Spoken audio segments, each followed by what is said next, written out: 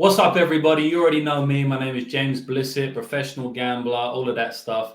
I won't do my full intro because today we got a special guest here. You can already see him. My man, Nathanial Wood. You already know who he is. UFC fighter, hometown countryman as well. How you doing, Nathanial? I'm very well, thank you, mate. How are you? Yeah, doing well, man. As I just said, like 11 p.m. here in New Zealand, so a little bit tired, but I'm used to staying awake. What time is it over there in England for you? 12 o'clock, mate. 12 p.m. 12 p.m. Yeah. What have you been up to this morning? Training or just training, walking the dog, mate? That's it. Yeah. Fun Everyday grind, isn't it? Yeah, that's it. What did you do this morning, training wise? Jiu-jitsu. So every Wednesday we do jiu-jitsu. So I walk the dog for an hour, use that to warm up and everything, and then go and hit the mats. Do you wake up early? I probably wake up about 7:45 every morning. So Yeah, I wouldn't really say not really early compared to other people. 7:45 is a good time though, man. I've been struggling to get up early this year. It's been a problem my whole life, you know. Like I remember going to school, and I went to school in Waterloo, and I went to London Nautical School, my secondary school, and it was literally 5 minutes from my house, and I was late every single day. You know, this is secondary school, so I'm never good at like getting up early and that. Are you proper onto it with your sleep? Do you track your sleep with the Oura ring? Do you get to sleep early and sort of stuff like that? I do, but then I got a dog, so the dog gets me up, mate. That's oh really? That's the trick. So if you need an alarm clock, get yourself a Belgian Malinois, and he'll quick. So since I've had him, I've never had a problem getting up because I'll wake up to him biting me and saying, "Let's go out for a walk." And you know what? That's a hack, isn't it? To like wake up early, because not only wake up early, but wake up happy. Because I used to have a dog. I had a beagle. But we lived in like a big tower block, and like no one was in the house for a lot of the time in a day, so it wasn't really fair on the dog, you know, when people are not around. So we ended up giving her to someone who lived on the mountains out in the country. But we had her for about 6 months, and she used to come and wake me up in the morning. And I'm all right now in the morning. I wake up and I'm happy, right? But back then, I hated my life. You know, I was a teenager. I was getting into rubbish. Like I wasn't happy in general. So in the morning, I'm even less happy. You know what I mean? Like I don't like to wake up. But when she come and woke me up, her name was Poppy, I used to be happy straight away. I wake up, for the first 2 seconds, I'm pissed off because I'm like, why are you waking me up? But then when I see her, she's barking and that, you can't help but be happy, you know? Yeah, mate. If you got a dog that's buzzing to wake you up in the mornings, that's a blessing, man. Do you know what I mean? Yeah. I like to say, sorry, bro, what? No, I was just to say I'm lucky. I've got a dog that he's obsessed with me, man. So that's good stuff. I heard you speaking in one interview actually about your dog. This is you've only had this dog for what, about a year or something, even less than that? Nah, 2 years, mate. 2 years now. Okay, I saw a video. You was talking to this lady, and she was like, you probably remember this. I think it was on Fight Front or something, and you was doing it. Not like an interview, but you was kind of explaining mixed martial arts to her, and she was like telling you she doesn't understand it. Do you remember that interview? Oh, the pacifist. Yes, that one. Pacifist. Yeah, I remember you doing that interview, bro. Let's touch on that interview for a minute, because that was a funny one. I felt like you represented yourself well in that one, and for all the viewers watching. It was basically, I mean, you can explain it better than me, but it was basically she didn't understand anything about MMA. She was saying she was thinking everybody who trains MMA is a bad person, and you were just trying to. So she believes that, you know, in absolute zero violence, nothing, you know, you can't fight for your rights. You can't just fight for anything. Do you know what I mean? It's all peace and love, man. A bit hippie kind of thing. But mate, a lot of the stuff I agreed with her on. But obviously she was looking at the sport saying it's barbaric, where like, you know, aggressive, violent, you know, just kind of painting us in a bad picture. So the idea was me and her have a one-to-one interview, because obviously the MMA on Point, they've worked with me before, and I think they thought that you're the perfect guy, you know, because I'm not this kind of thug, you know, this nasty bloke coming in covered in tattoos, looking the part. And she was really surprised, to be fair. I didn't persuade her to get into MMA, but I think I maybe got her to see another light on the sport, because, you know, I went through some good points with her, and, you know, I think I started to sway her at the end, but, you know, she was, I think she was trying to get me to bite for the cameras, but I didn't give it to her. Now, you did well, man. You represented like the MMA world well. I remember you was saying, you was trying to tell her, like, you know, there's art in everything. I'm sure there's art in dancing. If you was a dancer, you would see the artwork in dancer. I'm a mixed martial artist, so I see the arts in martial arts. If you was a builder, you'd see the art in buildings and stuff like that. And she just wasn't really having it. No. You did well. Yeah, so I was going to say, man, just take it back to the start. You told me before, but like, where did you grow up, and how was your upbringing?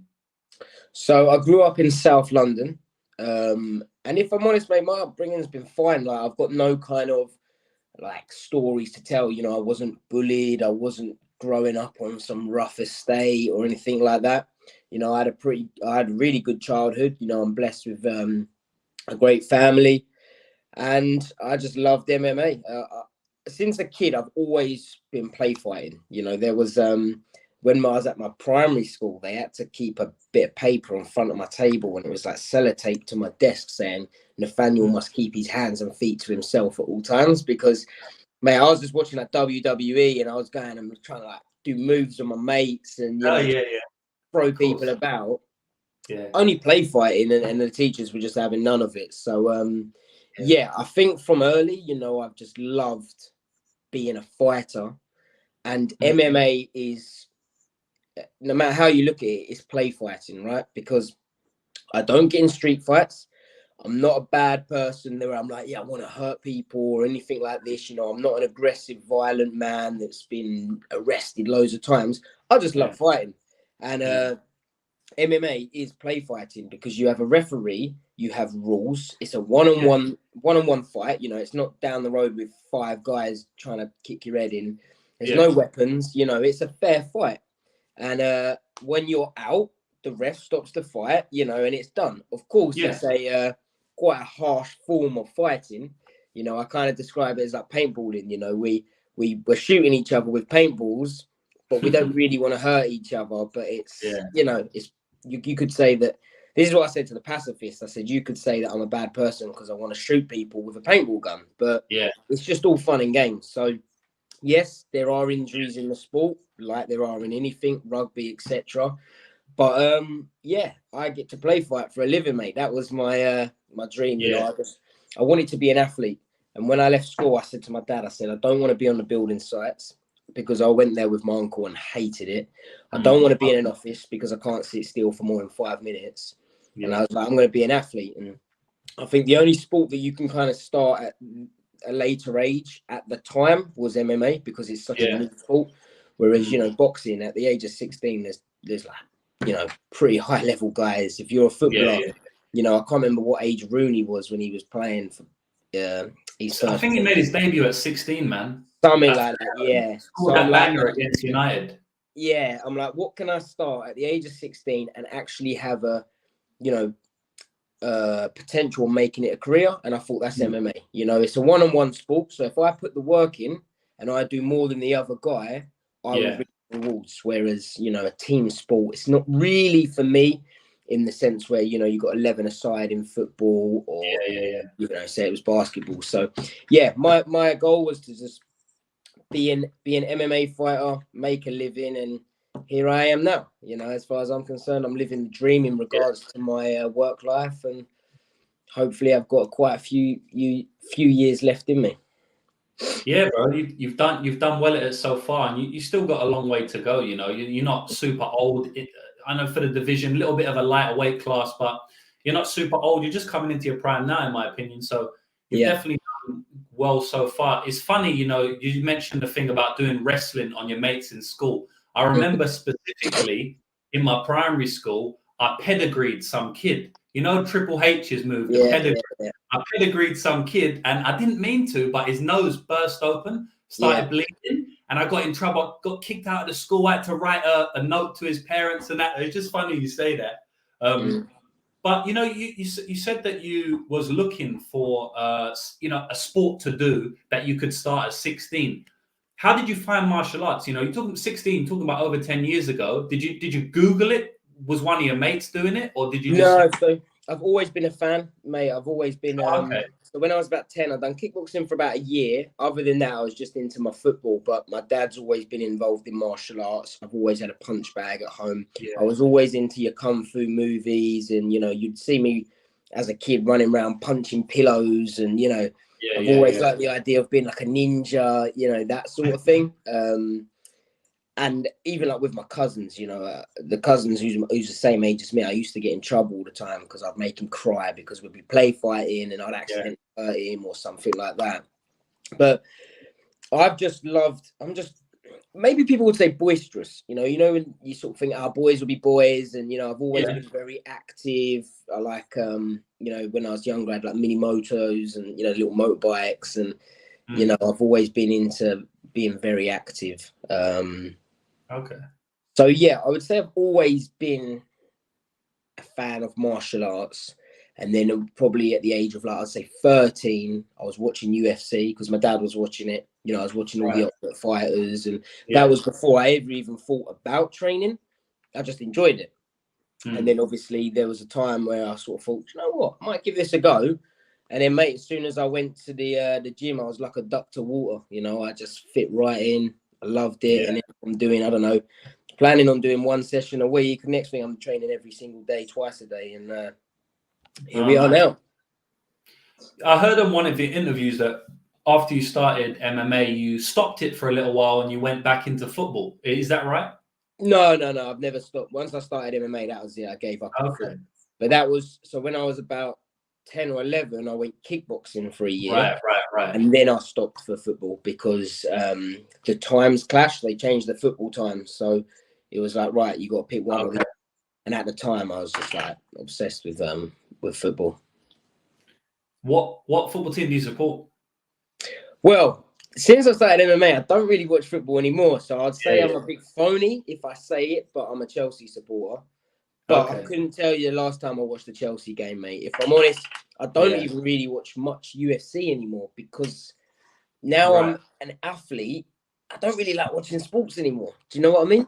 And you do it in your day-to-day 24/7, right? Yeah, mate. So firstly, I can't sit still for more than 5-10 minutes anyway.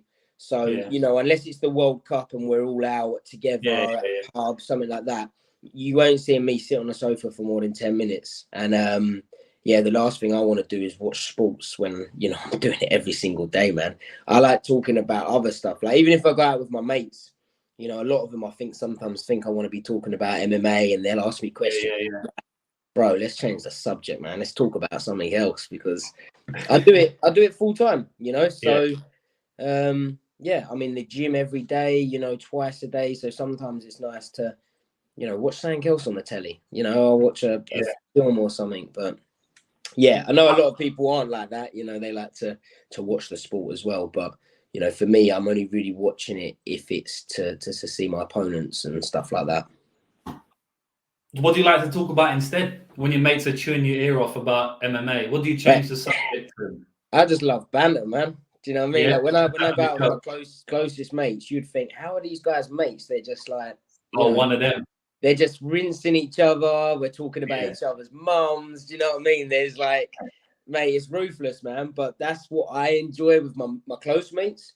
Yeah. And then with normal day-to-day people, man, anything. I like talking about businesses and stuff. I like finding out about other people's lives, and because I guess to other people, for me, I live a very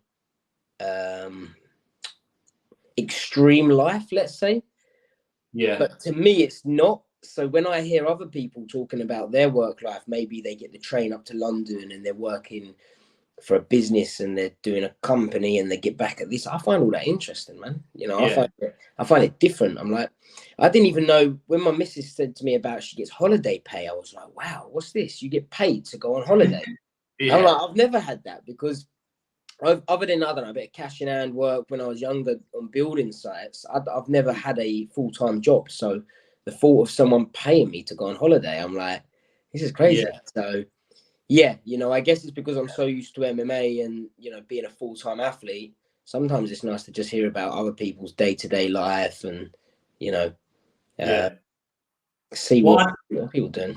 I tell you, like, we're from different places in London, right? But we're both still from London. Yeah. And I just telling you off the stream, I came to New Zealand I came to Australia and New Zealand when I was about 23. Yeah. And I've been gambling my whole life, right? Because you know it as much as me. Coming from London, there is a bookie on every single corner, right? People don't understand this in America and especially in New Zealand. But I mean, you can attest to this. In London, there's literally bookmakers on every single street, right? Like every single suburb. For people watching, every single suburb, what they call it on most of the other places in the world, there'll be like 3 or 4 bookmakers in every single place, right? So I grew up gambling, like we all do, right? Like I grew up gambling, and my granddad owned greyhounds, and he bred greyhounds as well. So he always used to take me down the dog track, and like horse racing, greyhound racing is based 100% around gambling. It's not a sport like MMA you go to watch. It's a sport you go to gamble on. You know, you go and watch it with your mates and have a few drinks as well, but in general, it's to make money on, right? So I've been gambling my whole life, but I really started to gamble when I came out to Australia and New Zealand a lot more. I started to focus on it a lot more. And then I went full time into gambling on MMA only.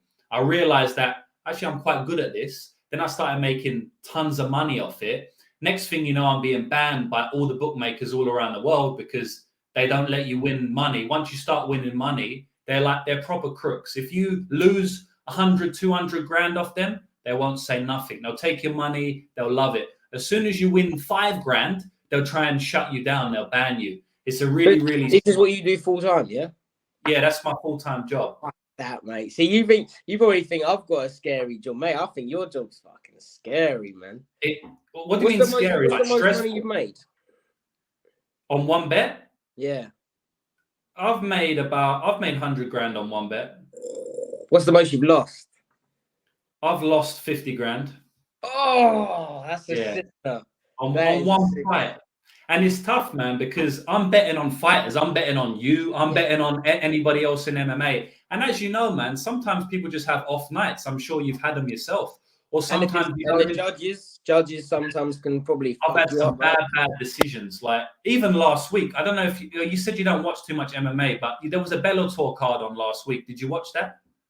I didn't mean that. Yeah. So there was, Kat Zingano. She was an UFC fighter. She fought. She didn't really deserve to get the decision, right? But I bet on the other girl, and I thought it was the sure thing that I won. It was a massive. I would have got about 8 grand back from it, right? She was a massive underdog, and in my opinion, she won every round. And they gave Kat Zingano every round, 30-27. So I was just like, but I deal with that every single week, man. So then how do you do it? Do you have like a limited company that you put your money into the company and then pay yourself a wage, or? No, so I just bet myself. Because it's tax-free earnings, so you just bet yourself. But how do you, with your money, do you just go like, all right, I've just got 150 grand. Do you set yourself a budget to live on? Yeah, so what we call that is a bankroll, right? So you get a certain amount of money and you put it in your bankroll. And what a bankroll is a portion of money that you use to bet on MMA. But because I do it full time, my bankroll, which is the amount of money I use to bet, is basically my whole income. Like my bank is my bankroll. So every time my betting accounts need topping up, I just put some money in from my bank. But obviously I've won a lot more than I've lost. So I always have like a backup stash of money. And what I do now is I help people bet on MMA because I'm getting banned all over the country. I can't get my bets down sometimes. So now I've created my company where people pay me for my packages every single month and I help them make money. So then that's also a way I can make money without getting banned. So it's kind of like 2 streams of income from the one gambling. Clever, man. Yeah. Stressful, bro. It's very stressful. Yeah, I can imagine. So like with me, you're similar because I only get paid if I fight and the fights aren't guaranteed. Obviously I get some sponsorship money, but I mean, it's not nothing crazy. It's just about paying my bills. And you're the same because you might if someone says to you how much you earning this year, it's like I ain't got a clue. If I fight, I get paid X. If I win, I get paid double. If I get a bonus, I'm walking away laughing. If I lose, I'm not really well off. So if I get injured like the other one, I don't get paid. So it's tough. it is a tough life. I remember you saying Dana paid you for that one fight where someone pulled out on you. Who was that? So it was Vince Morales. Yeah. I actually bet on you for that. I bet on you, big bet, and then he pulled out, and I wish took it on short notice. Like, I think he took it on short notice, and I think that he knew that he was going to pull out because he took it on like 2 weeks' notice and sounded very confident, right? And I was like, okay, like, you know, fair enough, but I'm getting a bit offended how confident he is. He come over, and from what he described, it was jet lag, man. He said he just felt a bit ill, and I was like, really? Because I messaged him personally saying, mate, hope you're okay. And he was like, oh, I feel okay now. Yeah, it's cool. And I was like, right, well, we still got like a day left. Like, let's just still fight. And if you want, don't cut weight. He said, that's what he said to me. No, the medics have said that they don't recommend me cutting weight. And I said, okay, well, like, look, I'm happy to just walk in at whatever we are now. Just speak to the UFC and see if they'll do a catch weight. He went, oh, no, there's no chance. They said they won't let me fight. I'm like, okay. And then I see him in the shopping mall, like the next day after he's pulled out, walking around with his missus, like absolutely fine.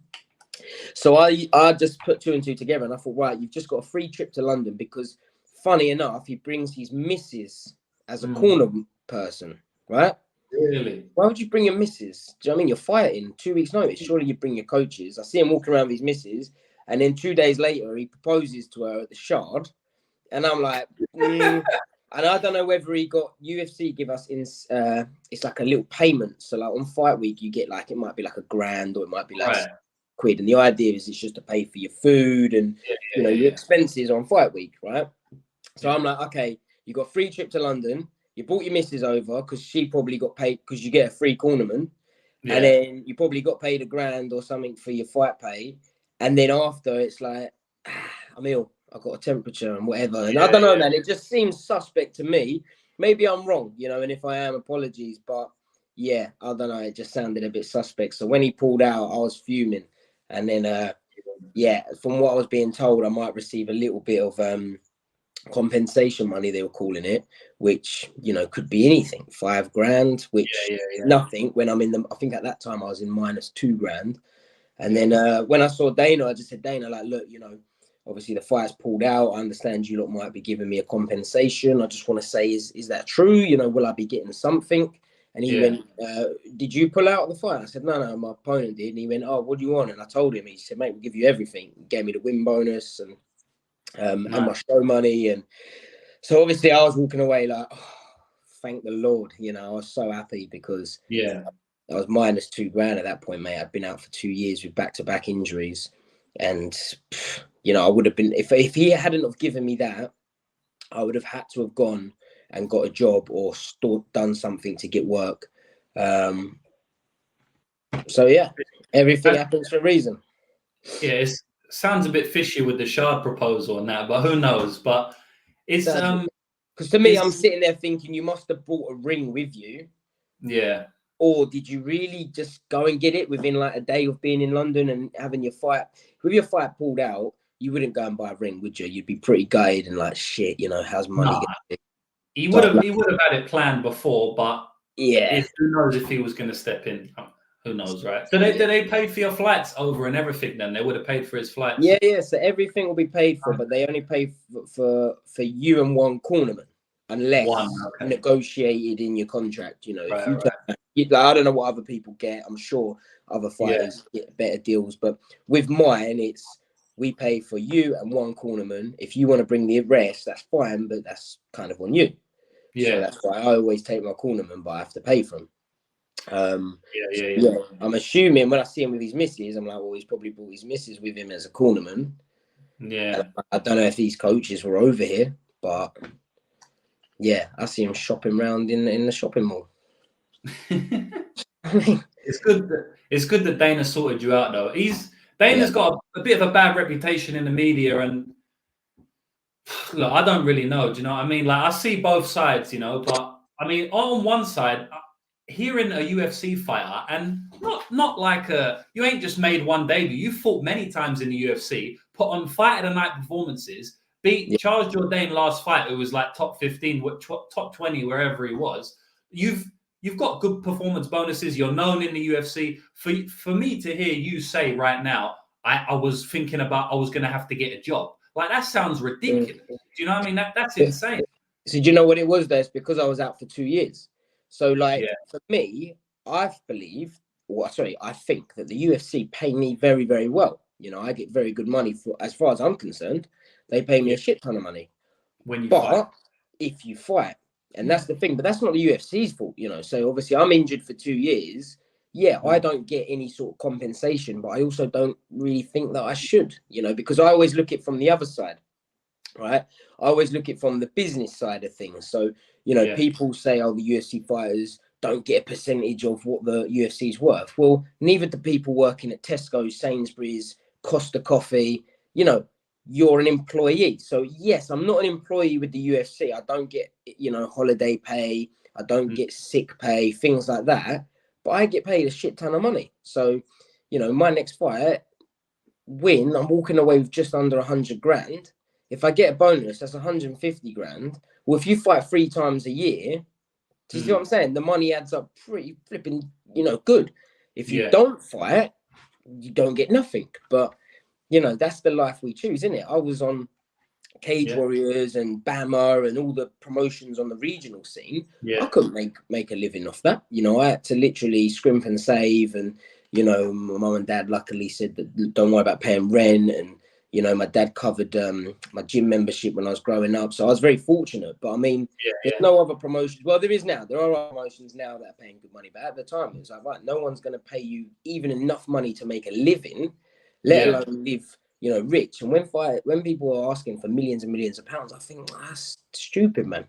Do you know what I mean? I want to be a millionaire, but I'm going to do it through business and using my name in the MMA world. But if I sat there and said to myself, I should be getting paid, you know, £5 million for a fight, I think my family would think, fuck off, you know, come on.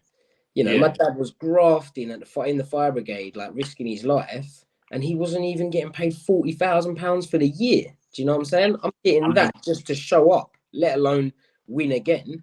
We can go down that. Yeah, if you go down that rabbit hole, I mean, my mum is a nurse, but she was a nurse for the NHS for her whole life, or not her whole life, but the last like 15 years of her life after we grew up, me and my sister, and then she could go back to work, and she got paid pittance. She did night work, working on the wards in a head and neck ward where every single person in that ward had neck or head cancer, and they would die after 6 months. She would get to know people and they would die. She is literally doing one of the craziest jobs I could ever imagine, and she's getting paid pittance. Do you know what I mean? So we can go down the rabbit hole of society who's not getting paid in that, because I think nurses and firemen like your old man and that, they should be getting paid the utmost. Yeah.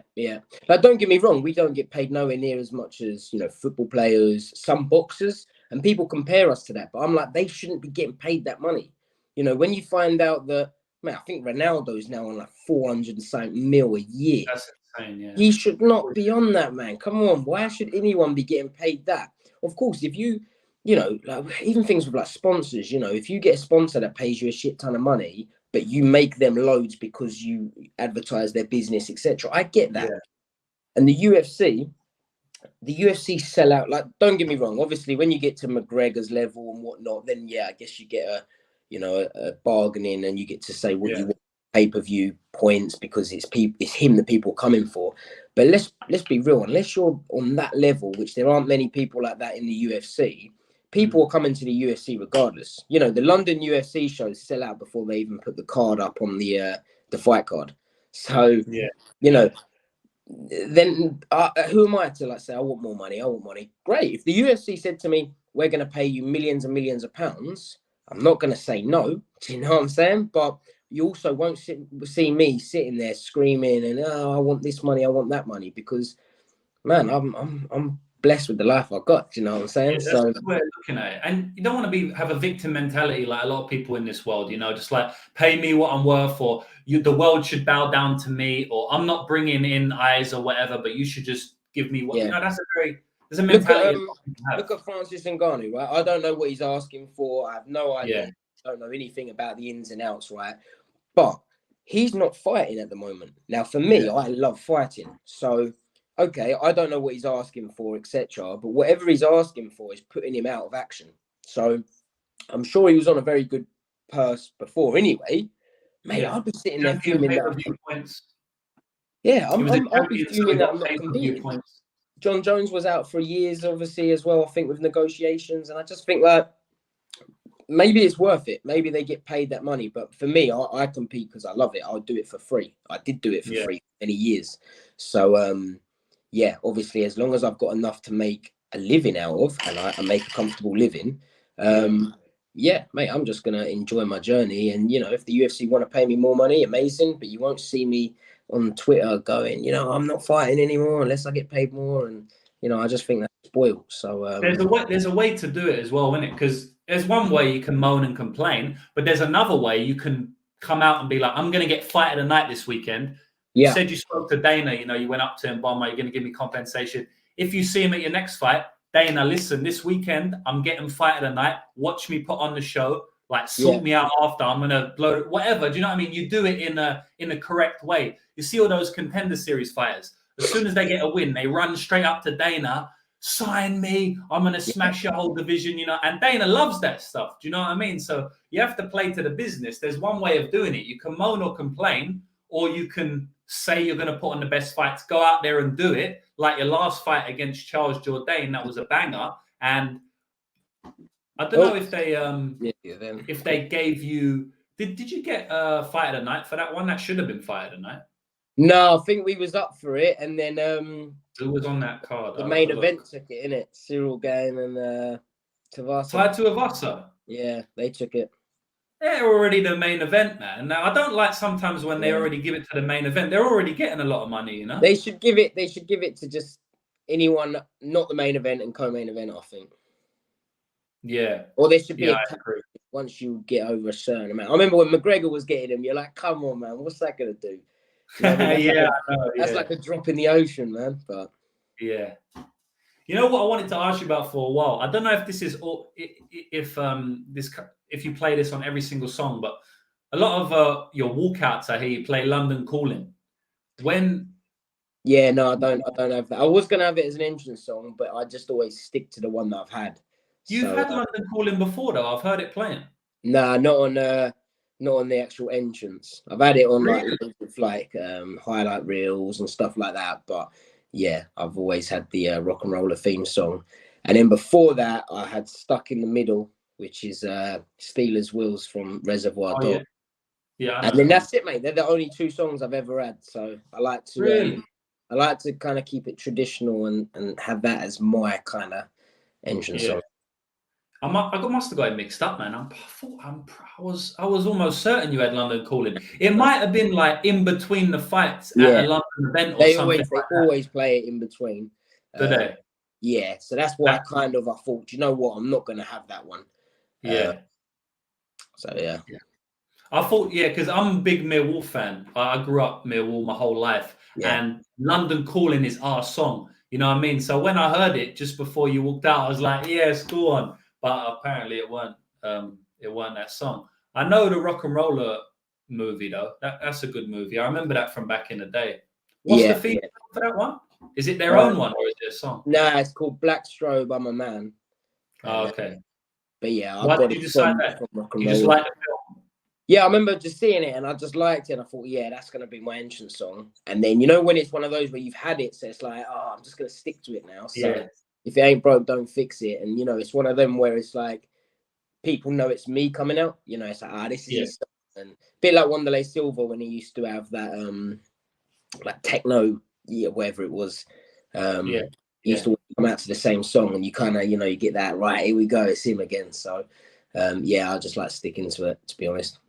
Yeah, it's a good song, man.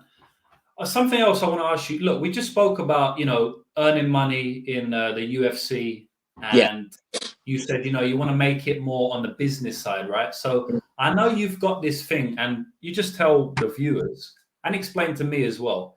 You got this like academy, which you can join online where you get access to coaches, nutrition, instructional videos, all of that stuff. Just break down exactly what it is and how you can get involved. So basically, I have my own clothing company, which is called Prospect Apparel. And me and my business partner, I sat down and I sort of thought, right, what can we do that's different that other brands aren't doing? How can I try and convince people to come and buy my clothing? And if anything, kind of build a community. So we thought of the Prospect Academy, which is they're connected, right? So you go on the Prospect Apparel site, you can go onto the Prospect Academy. And then what it is it's a £4.99 subscription fee a month. And if I'm honest, that's just purely to kind of pay the coaches, because we need to pay coaches for the filming, etc., etc. But the idea is that we're going to build the community via it. So what people will get is, if you join the academy, you'll get access to my whole team. So not just me, not just one coach, my whole team. So you've got my yoga instructor, my sports physio, my strength conditioning, boxing coach, jiu-jitsu coach, MMA coach, and wrestling coach.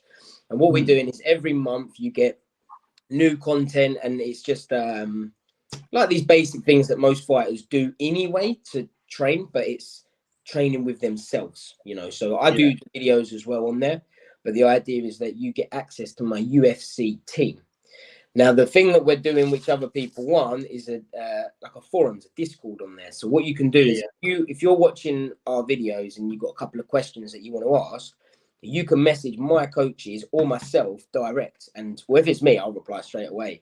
But with my coaches, they'll reply within 24 hours. So, you might, with my sports physio, you might have an injury. You might not be able to afford to go anywhere decent, or you might not have access to it. You're in New Zealand, you might not know anyone. Cool. You can message my sports physio, say, I've had this pain in my elbow, and he can kind of talk to you online and suggest, the best things and the next steps.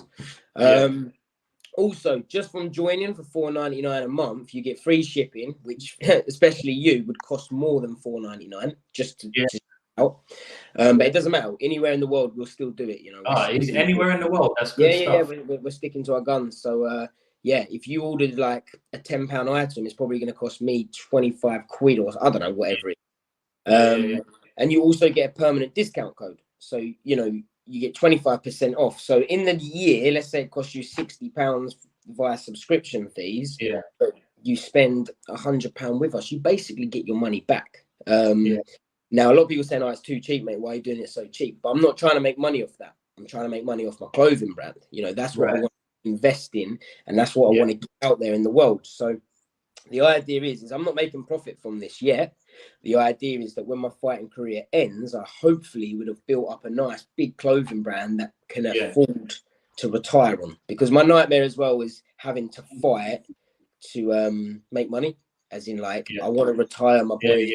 I need to keep fighting. I wouldn't want that. So I want to be able to say, right, I'm done fighting. My body's had enough, and I can retire and not worry about necessarily having to go out straight away and get work.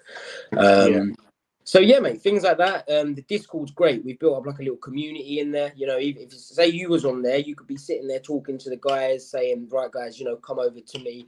We've got a few like interviewers that are on there, and they've got people following their Instagram and they're having chats. So it really is like we're building a community.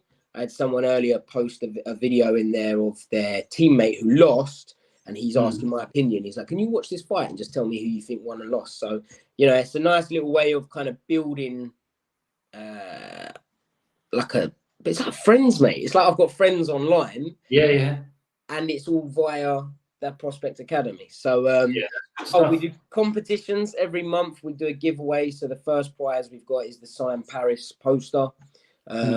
I'm going to be giving away signed gloves, fight worn gloves. We've got the Khabib poster, his retirement fight, where all the fighters and mate, I got offered $1,000 for that once. So all you've literally got to do is be a subscriber, and you might win it. We just message someone at the end of the month and say, you're the winner this time. It's a randomized thing. So it's one of those where I'm trying to really give back through it. I'm not trying to make a couple of quid of people. I'm really trying to look, I want to push this, and I want to build like a team from it. And then, as I said, the subscription money hopefully will build up to the point where I can use that to pay my coaches, pay the videographers, the photographers, because it's a lot of money. At the moment, I'm out of pocket, mate. Do you know what I mean? This isn't me money, it's costing me money, but you know, I've got to look at the bigger picture. And yeah, it's like you, it's a gamble, isn't it? Yeah, man. That's good though. Delayed gratification, you know, looking at something in the future. Everyone wants things right now. That's what you see all these crypto projects and people trying to earn money off their followers, and then they shut down, and then they've got no respect, you know, from their fans and stuff. So $4.99 a month, that's absolute peanuts. At the end of the day, that's peanuts. You know what I mean? Like, no matter what it is, $4.99 a month, that's £4.99. That's the price of a coffee.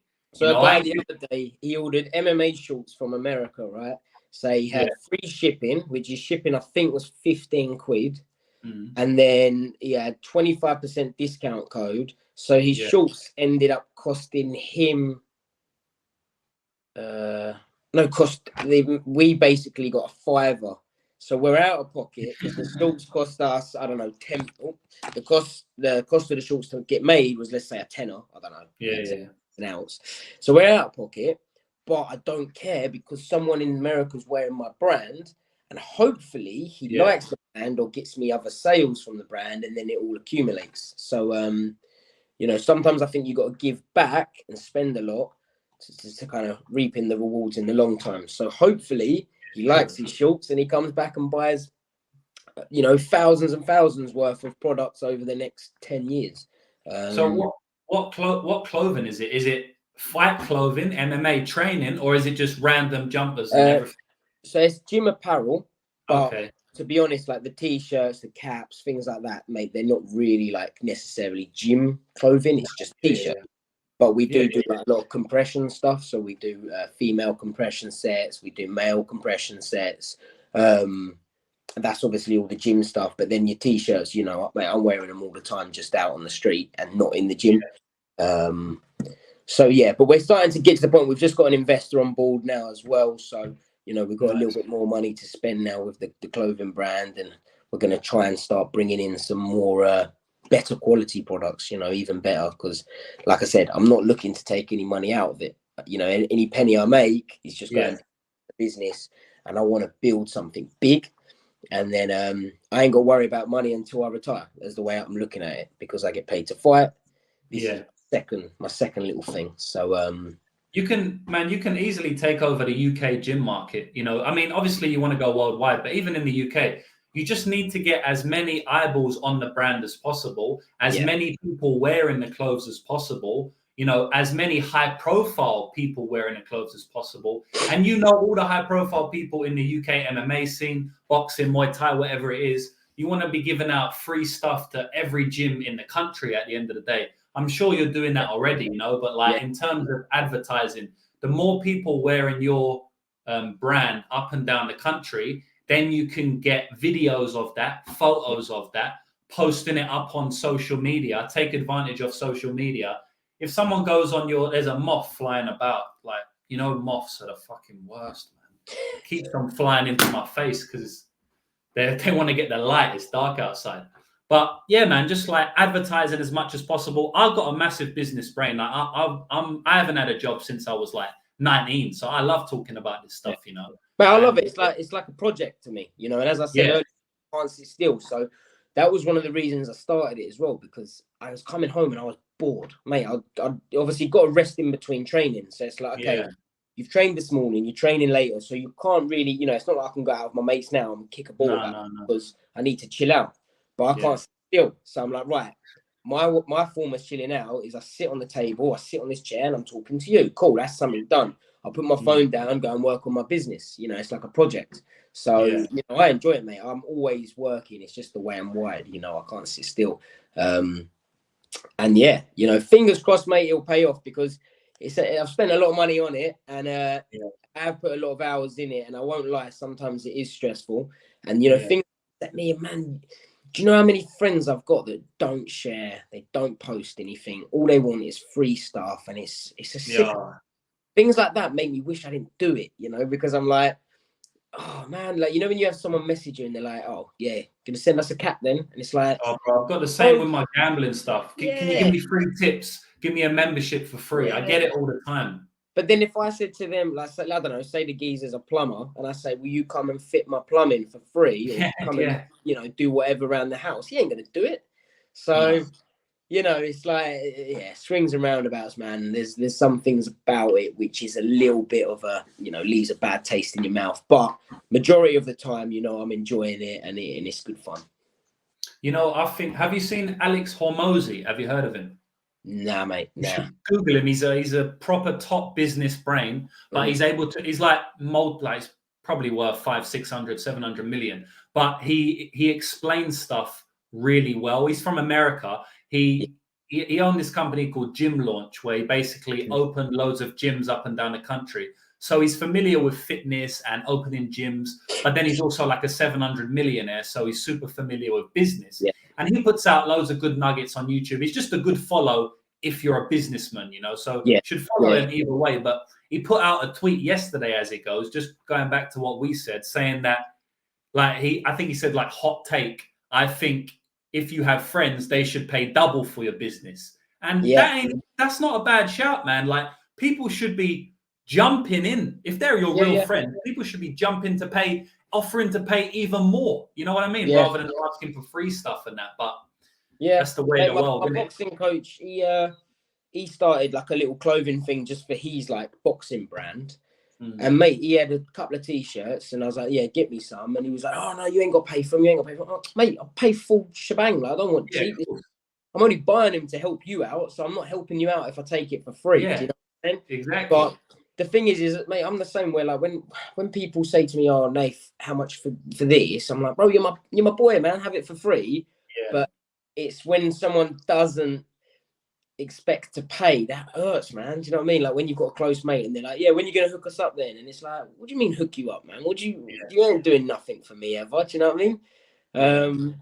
It's like I said, when are you gonna do work around my flat for free? Do you know what I mean? You're not gonna do it, are you? So it's bittersweet, mate, innit? But you know, that is just life in general, innit? There's so many people out there that are just, they're not really your close friends, you know, they're just using you. And, you know, people are out for themselves these days, man. It's 2023. There ain't really a community anymore. And, you know, that's something that I like about the academy. I'm trying to build something where, okay, they could be saying, "Yeah, you're only talking to me because I'm paying £5. But I'm like, look, it's not really your money. You know, I'm building something. And, you know, we go in the chat and we talk about fight nights and, you know, who've you got tonight, Leon Edwards or Usman? And, you know, like a little friendship. So hopefully the world can kind of go back to maybe what it was 30, 40 years ago, because you know how my parents and my grandparents describe it was a lot less selfish way of living.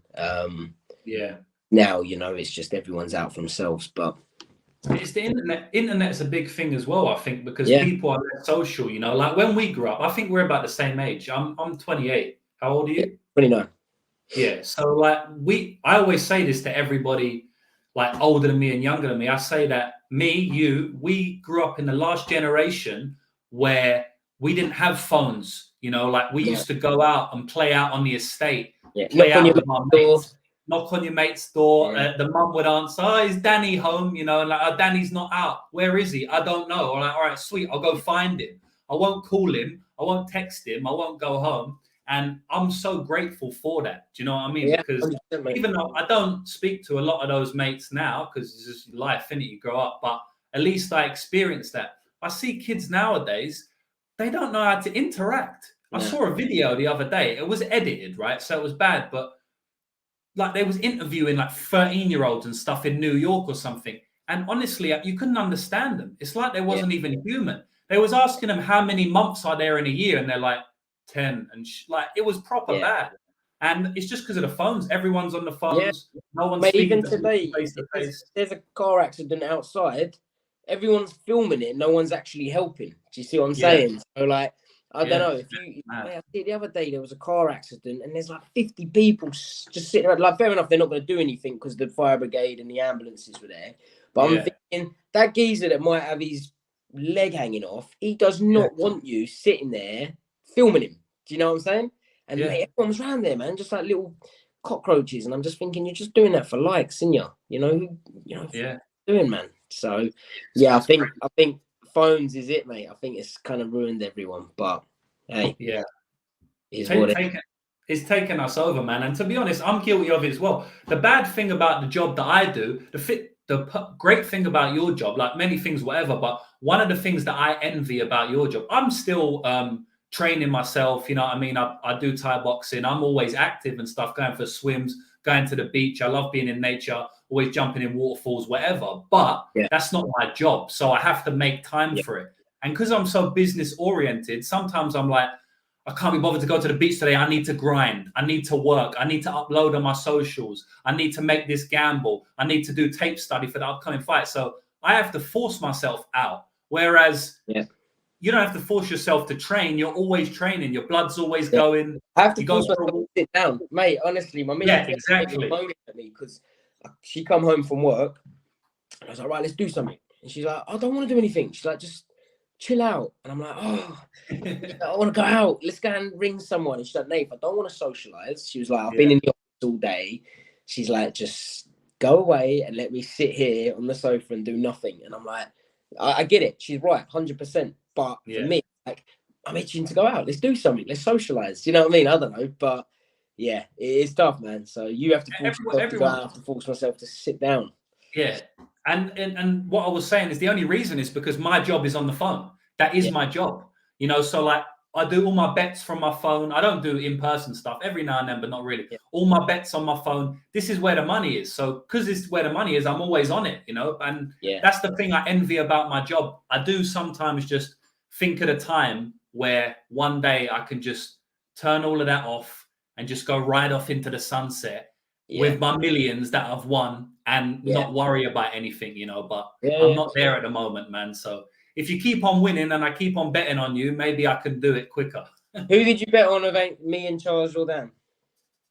You know, to be honest, bro, I didn't bet on anyone to win, but I did do a prop bet, which so basically you do like who wins, which is called a money line bet, or you can do a prop bet, which is like Nathanial Wood to win in round 2 via submission or something, right? And I hold my hands up. I did bet Charles Jourdain to win in round 3, right? That's not because I thought it was going to happen, but because I thought the odds were too big. Okay. So I hold my hands up there. Mate, I love being the underdog. I had so many people writing me off that fight, and I love it, man. I rise to it. Yeah, don't worry. You ain't offended me or anything. Good. I've bet on you lots before anyway, you know, so I'm sure I'll bet on you again. Well, bro, I don't want to leave you. I don't want to take too much of your time. I had a lot of questions like written down and that, but we just ended up chatting, which is better like that anyway, you know, just having a chat. No, mate. Straight up. Yeah, I hope we covered a few things and we'll do this again sometime. I know you don't really watch MMA that much, so we can't break down a card. Mate, I always keep up to date with the results and everything. Okay. So, like, you know, even when you said the other day about Katzingana, you know, mate, I know what I mean. So, I always keep up with the results. I just don't necessarily watch them, or I only watch the highlights, you know. Yeah, so let me throw you this one, because people that watch my channel, they're all like, they gamble, right? So they love to know who's going to win. They always ask me, who's going to win, right? So this weekend is big fight, right? It's Israel Adesanya, who obviously is from Auckland. I see him all the time. Auckland's so small. You haven't been to New Zealand, right? But it's funny, man. Like, it's like a village. It's basically like one suburb. You see everybody all the time. So obviously Izzy's from here. It's a big thing in New Zealand. Izzy's fighting, whatever. Do you have any opinion on that fight? Like, prediction, who do you think's going to win? It's a tough one. To be honest, mate, for that one, I ain't got a clue. If I was betting, I think I would just go on who's got the better odds. Yeah, underdog, which is Alex Pereira's a slight underdog. Oh, really? Okay. Yeah. Everyone's shocked at that. That doesn't it's know. Like if you told me Izzy won, I'd be like, cool, not surprised. If you told me Pereira won, I'd be like, not surprised. So, unfortunately, I got no tips on that one. Nah, it's all good. It's crazy, don't you think, that he's won? They've fought 3 times now, twice in kickboxing, 1 in MMA. Alex has won all 3 times, and he's still the underdog going into the 4th fight. So that's just what they think of Izzy's skills, you know. But it's gonna be a good fight, man. I can't wait for it. A part of me wants Izzy to win. I like Barrera, but man, imagine losing 4 times to one geezer. You'd be fuming. You'd be fuming. So, for that case, I want Izzy to win, and then hopefully it would be a rematch. But yeah, they would definitely do it, I reckon. Depends how he wins, I guess. But not only did he lose 3 times, lose 3 times, but you know how MMA is a game of inches, right? Like Yeah. you can lose a fight just by getting caught behind the ear. If you got caught there, you wouldn't have even felt it. But because you got caught behind the ear, now you're wobbled. Now you've lost the fight. Like it's a game of inches. It's crazy. And the craziest thing about that trilogy is that Izzy had him hurt badly in the second fight in kickboxing. And in kickboxing, as you know, they give you a 10 count. So the refs jumped in. If there was no ref, if it was MMA, he might have finished him. And in the second fight, he wobbled him badly at the end of the first round. And then the bell went, so he couldn't continue. So he's been that close twice. And he still got finished twice. So it's even worse than being beat 3 times. It's like you almost had him. I'm excited for the fight, man. It's going to be a good fight either way. They're very high-level kickboxers. Yeah, no, I will be watching that one because I'll be on MMA On Point, being their like guest companion thing. So we watch the fights. And on through the night, though. It'll be on through the night, wouldn't it? Yeah, this will be like silly o'clock, like 3 a.m. or whatever. But you're gonna do it all nighter? Get on it. No, I'm joking. No. I'm not a big drinker either, so I'll just be watching the fights. But things like that, I don't mind because I'm with people, and but I can't watch sports when it's just me on my own. I get bored. Yeah, right. If we use around my house now, and we had a beer each and some pizza, and we're watching it together. Yeah, I'm all for that. Do you know what I mean? Because I'm socializing at the same time, but when I'm on my own, mate. I fall asleep after 5 minutes if I'm watching sport. I know what you mean. All right, bro. Listen, Nath, I'll leave it there, man. Thanks a lot for coming on, bro. I really appreciate it. And everybody go and check out Prospect Academy. $4.99 a month. Absolutely measly. I'll be joining up, bro. I mean, that's nothing, And I didn't know you do free shipping, so I'll take advantage of that, bro. I'll get I get some shorts and a top for about £2.50 or something. I might have to cap it because I might just have someone buying a lanyard 10 times a month. And they're like, let's just put them out of business. I'll buy it all and resell it over here for like triple the price, mate. Get the free shipping. No, I know. Take care, mate. I'll speak to you. See you in a bit, mate. Bye-bye.